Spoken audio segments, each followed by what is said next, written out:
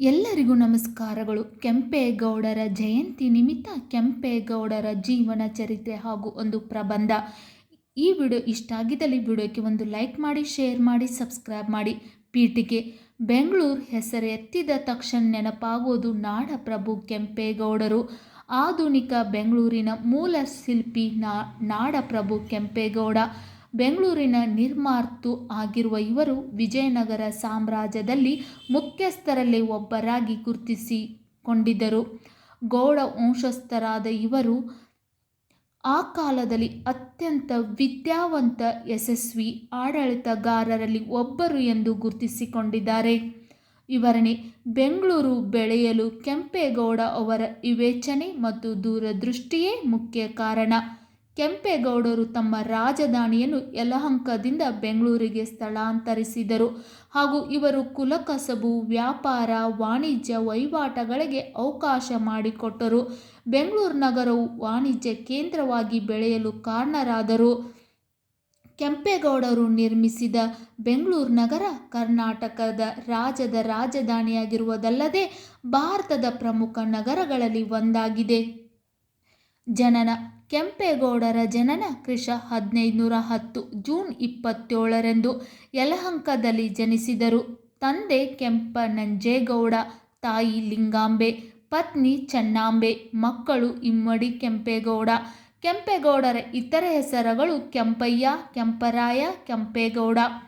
ಅವರ ವಿದ್ಯಾಭ್ಯಾಸ: ಕೆಂಪೇಗೌಡರು ಬಾಲ್ಯದಲ್ಲೇ ತುಂಬ ಚತುರರೂ ಆಗಿದ್ದರು. ಅವರ ಗುರುಗಳ ಮಾಧವ ಭಟ್ಟರು.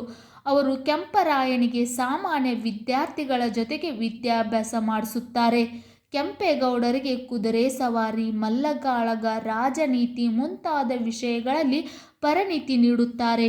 ಇನ್ನು ಕೆಂಪೇಗೌಡರ ಪಟ್ಟಾಭಿಷೇಕ: 1528ರಲ್ಲಿ ಕೆಂಪೇಗೌಡರಿಗೆ ಹಳೆ ಬೆಂಗಳೂರಿನ ಸೋದರ ಮಾವನ ಮಗಳಾದ ಚೆನ್ನಾಂಬೆಯವರೊಡನೆ ಮದುವೆಯಾಯಿತು ಹಾಗೂ ಯುವರಾಜ ಪಟ್ಟಾಭಿಷೇಕವನ್ನೂ ಮಾಡಲಾಗುತ್ತದೆ.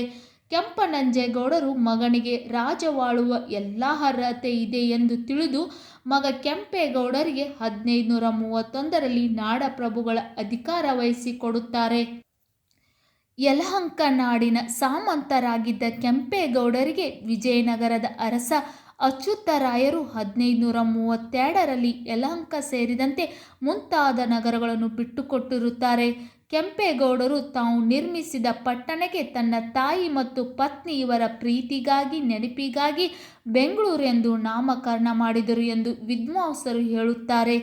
ಉಪಸಂಹಾರ: ಕೆಂಪೇಗೌಡರ ನೆನಪಿಗಾಗಿ 2017ರಿಂದ ಪ್ರತಿ ವರ್ಷ ಜೂನ್ 27ನ್ನು ಕೆಂಪೇಗೌಡರ ಜಯಂತಿಯಾಗಿ ಆಚರಿಸಲು ಕರ್ನಾಟಕ ಸರ್ಕಾರ ನಿರ್ಧರಿಸಿತ್ತು. ಇಂದು ಕೆಂಪೇಗೌಡರ 515ನೇ ಜನ್ಮದಿನವನ್ನು ನಾವು ಆಚರಿಸುತ್ತಿದ್ದೇವೆ. ಕೆಂಪೇಗೌಡರು ನಿರ್ಮಿಸಿದ ಬೆಂಗಳೂರು ನಗರ ಕರ್ನಾಟಕ ರಾಜ್ಯದ ರಾಜಧಾನಿಯಾಗಿರುವುದಲ್ಲದೆ ಭಾರತದ ಪ್ರಮುಖ ನಗರಗಳಲ್ಲಿ ಒಂದಾಗಿದೆ. ಬೆಂಗಳೂರನ್ನು ದೇಶ ವಿದೇಶಗಳು ತಿರುಗಿ ನೋಡುವಂತಾಗಿದೆ. ಇದಕ್ಕೆ ಪ್ರಮುಖ ಕಾರಣ ಕೆಂಪೇಗೌಡರು. 1569ರಲ್ಲಿ ಕೆಂಪೇಗೌಡರು ವೀರ ಮರಣ ಹೊಂದಿದರು. ನಿಮಗೂ ಕೂಡ ಈ ಚಿಕ್ಕ ಪ್ರಬಂಧ ಇಷ್ಟ ಆಗಿದ್ದಲ್ಲಿ ವಿಡಿಯೋಕ್ಕೆ ಲೈಕ್ ಮಾಡಿ, ಶೇರ್ ಮಾಡಿ, ಸಬ್ಸ್ಕ್ರೈಬ್ ಮಾಡಿ. Thank you.